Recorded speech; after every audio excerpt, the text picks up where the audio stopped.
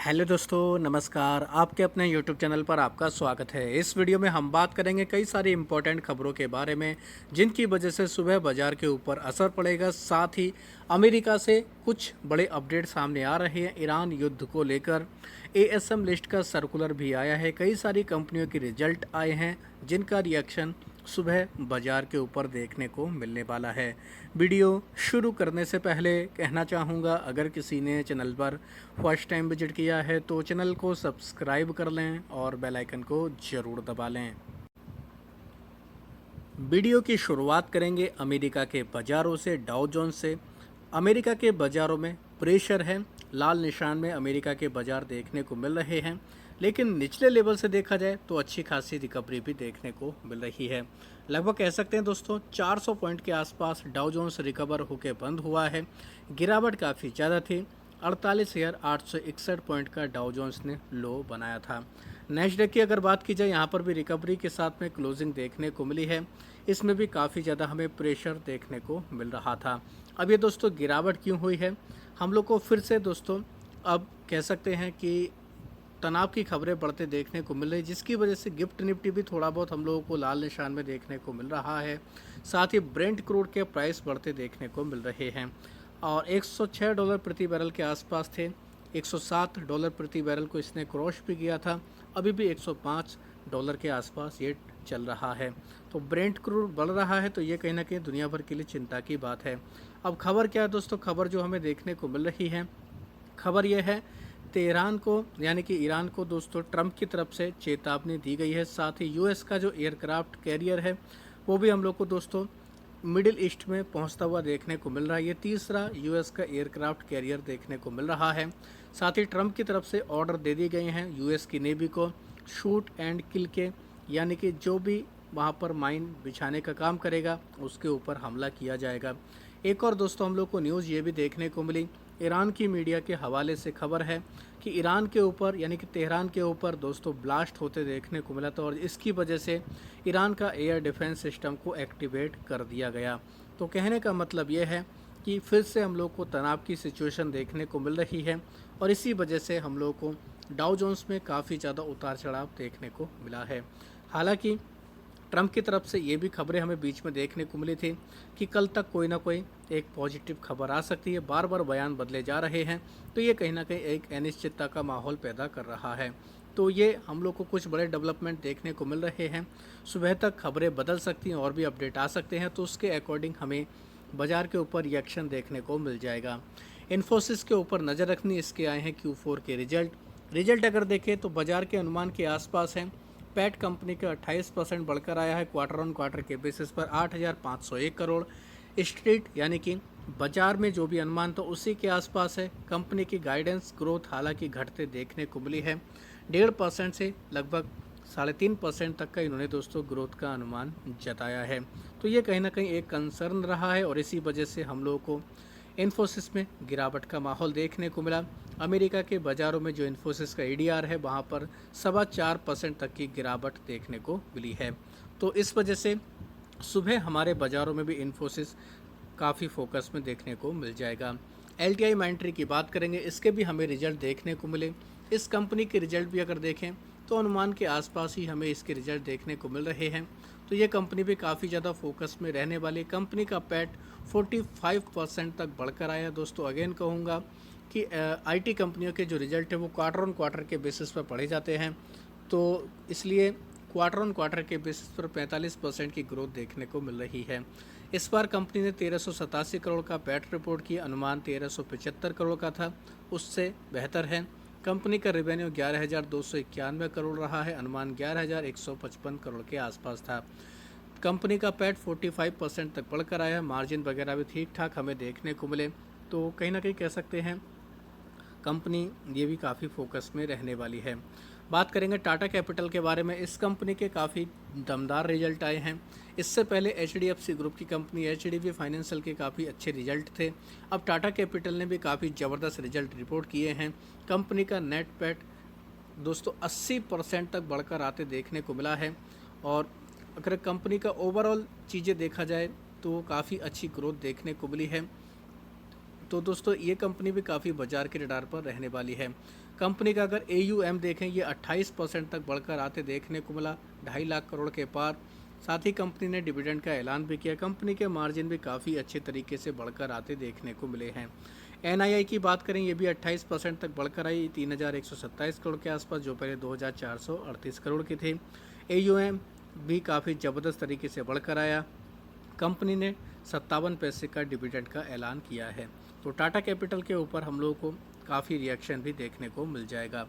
बात करेंगे Adani energy solution के बारे में। इस कंपनी के रिजल्ट आए, मिले जुले रिजल्ट हैं। कंपनी का पैट 6% तक बढ़कर आया है, 683 करोड़ के आसपास। रेवेन्यू 16.5% तक बढ़कर आया, 7,443 करोड़ के आसपास। एबिडा 4.5% घटकर आए, 2145 करोड़। कंपनी के मार्जिन भी घटकर आए, 35.3% से घटकर मार्जिन 28.8% पर आ चुके हैं। तो इसके भी नंबर मिले जुले देखने को मिले, इतने कुछ खास नहीं आए हैं। साइंट की बात करेंगे, नतीजे बेहद ख़राब देखने को मिले हैं। कंपनी का पैट 33% तक गिरकर आया क्वार्टर ऑन क्वार्टर के बेसिस पर। हालांकि रेवेन्यू 720 करोड़ का देखने को मिला है। रेवेन्यू हम लोग को लगभग 4% तक बढ़कर आते देखने को मिला है। माफ़ी चाहेंगे दोस्तों, रेवेन्यू बढ़कर आया है, 720 करोड़ का कंपनी ने बाईबैक का अनाउंस किया है। तो ये एक कहीं ना कहीं इम्पॉर्टेंट अपडेट है। इस बार जो कंपनी का रेवेन्यू रहा है 4.5% बढ़कर 1926 करोड़ रहा है। एबिट लगभग 6.8% तक गिरकर आया। कंपनी के मार्जिन में 9.04% से घटकर 8.09% पर आ चुके हैं। कंपनी ने बाईबैक का ऐलान किया, तो इस वजह से ये कंपनी फोकस में रहने वाली है। जो बाईबैक का प्राइस रखा 1125 रुपये के आसपास इसका भाव रखा गया है, तो ये कंपनी फोकस में रहेगी। बात करेंगे दोस्तों CIE ऑटोमोटिव के बारे में। इसके Q4 के रिजल्ट है, इसके रिजल्ट काफ़ी मजबूत देखने को मिल रहे हैं। नेट पैट 21% बढ़कर आया, 250 करोड़ के आसपास। रेवेन्यू 15% बढ़कर आया, 2611 करोड़। एबिडा 7% बढ़कर आया। कंपनी के मार्जिन भी इम्प्रूव होकर आए हैं, 14.8% से बढ़कर 15.4% पर आए। 7 रुपये का कंपनी ने डिविडेंड का भी ऐलान किया है। महिंद्रा लॉजिस्टिक की बात करेंगे, इस कंपनी के भी रिजल्ट बेहद अच्छे देखने को मिल रहे हैं। इसके अगर रिजल्ट की बात करें, कंपनी का नेट पैट 21 करोड़ के आसपास देखने को मिला, जो पहले लगभग 7 करोड़ का लॉस था। रेवेन्यू 14% बढ़कर आया, 1791 करोड़। एबिडा जंप हुआ है 45% के आसपास, 112 करोड़। कंपनी के मार्जिन 5% से बढ़कर 6.3% पर आ चुके हैं। तो अच्छे नंबर देखने को मिले हैं महिंद्रा लॉजिस्टिक के। IEX की बात करेंगे, इसके ऊपर भी बाजार की निगाहें रहने वाली हैं। ये भी काफ़ी पॉपुलर कंपनी है। IEX की अगर बात करें, लगभग 11% तक कंपनी का पैट बढ़कर आया, 130 करोड़ के आसपास। रेवेन्यू में 22% से ज़्यादा की ग्रोथ, 174 करोड़ रहा है। एबिडा 23% तक बढ़कर आया, 150 करोड़ के आसपास। कंपनी के मार्जिन भी सुधर कर आए, 85% से बढ़कर 86% पर मार्जिन आ चुके हैं। कंपनी ने 2 रुपये के डिविडेंड का भी ऐलान किया है। रिजल्ट तो अच्छे खासे, लेकिन मार्केट कपलिंग वाली जब भी खबर आती है, इस कंपनी में गिरावट का माहौल देखने को मिल जाता है। ब्लू स्टोन ज्वेलरी की बात करेंगे, इसके भी रिजल्ट आए हैं, अच्छे नंबर कंपनी ने प्रेजेंट किए हैं। कंपनी को देखा जाए तो इस बार 32 करोड़ के पॉजिटिव यानी प्लस में ये कंपनी आ चुकी है, जबकि 51 करोड़ का लॉस पिछले साल देखने को मिल रहा था। रेवेन्यू 48% तक बढ़कर आया, 681 करोड़ के आसपास। एबिडा 126 करोड़ देखने को मिला, जो पहले 27 करोड़ था। कंपनी के मार्जिन 5.8% से बढ़कर सीधा 18.4% पर आ चुके हैं। तो ये कंपनी भी रिजल्ट के दम पर काफ़ी अच्छा मोमेंटम दिखा सकती है। हिमाद्री स्पेशलिटी केमिकल्स की बात करेंगे, इस कंपनी के भी हमें रिजल्ट देखने को मिले हैं। नंबर ठीक ठाक हैं। कंपनी का पैट 29% बढ़कर आया, 201 करोड़ के आसपास। रेवेन्यू में 13.5% की ग्रोथ रही है। एबिडा 3.5% तक बढ़कर आया। कंपनी के मार्जिन हालांकि थोड़ा सा घटकर आए, 20.6% से घटकर 18.8% पर आ चुके हैं। HG इंफ्रा इंजीनियरिंग की बात करेंगे, कंपनी 100% की अपनी हिस्सेदारी को बेचने वाली सब्सिडरी को 282 करोड़ रुपये में दोस्तों ये हम लोगों को डील देखने को मिलने वाली है। बात करेंगे UTI AMC के बारे में, इस कंपनी के भी रिजल्ट आए हैं। नंबर बेहद कमज़ोर हैं, 73% तक पैट गिर कर। रेवेन्यू फ्लैट है, 40 रुपये का कंपनी ने डिविडेंड का भी ऐलान किया है। इनके अलावा दोस्तों 24 अप्रैल को कई सारी कंपनियों के रिजल्ट रहेंगे, जिनमें अडानी ग्रीन एनर्जी, इनके अलावा कैनफिन होम के, DCB बैंक, ये कंपनी रिजल्ट जारी करेगी। हिंदुस्तान जिंक, इंडसइंड बैंक, इसके ऊपर भी चाहे तो आप नज़र रख सकते हैं। Mahindra and Mahindra financial services के रिजल्ट आएंगे। MRPL के भी रिजल्ट देखने को मिलेंगे। रिलायंस दिग्गज कंपनी, ये बाजार के फोकस में रहेगी, इसके रिजल्ट रहेंगे। श्रीराम फाइनेंस, ये कंपनी भी काफ़ी दिग्गज है, इसके भी रिजल्ट देखने को मिलेंगे। टेनला प्लेटफॉर्म के रिजल्ट आएंगे। जेनसार टेक के भी रिजल्ट देखने को मिलेंगे। तो इन कंपनियों के ऊपर आप चाहें तो नज़र बनाकर रख सकते हैं। अब बात करेंगे एएसएम लिस्ट के बारे में। 36 कंपनी शॉर्ट टर्म के एएसएम में ऐड की गई, जिनमें active clothing company, Aditya Birla money, Bazaar style retail का नाम है, Bhandari hosiery export, Bharat Agrifert reality, इनके अलावा गोबलिन इंडिया लिमिटेड का नाम है, JTL industry, Kanani industry, Lakshmi India finance, MK exim India का नाम है, नागरिका एक्सपोर्ट, एनएससी फूड, यह कंपनी फोकस में है। इनके अलावा और भी कई सारी कंपनी जैसे वालचंद नगर इंडस्ट्री और बीआईपी क्लोथिंग का नाम है। स्टार हाउसिंग फाइनेंस को स्टेज 2 में डाल दिया गया है।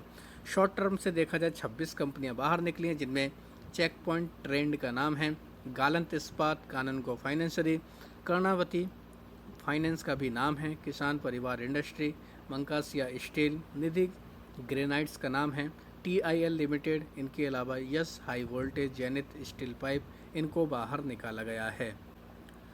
लॉन्ग टर्म के एएसएम की लिस्ट में भी कुछ बड़े बदलाव हुए हैं। 15 कंपनियां यहां पर ऐड की गई, जिनमें आदिशक्ति लोहा एंड इस्पात, एशआर इंडिया, गालंत इस्पात, ग्लोबल स्पेस टेक्नोलॉजी का नाम है, मंत्रा कैपिटल, इनके अलावा सुराना सोलर का नाम है, trans world shipping line, Trishakti venture, yes high voltage का नाम है।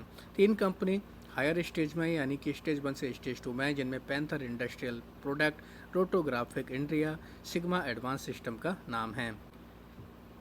इनके अलावा 33 कंपनियां ऐसी हैं जिनके सर्किट बदले गए, जिनमें 7NR रिटेल का 5%, अल्फा ट्रांसफॉर्मर का 5%, गोडियम आईवीएफ एंड वुमेन हेल्थ का 10% प्राइस बैंड किया गया है।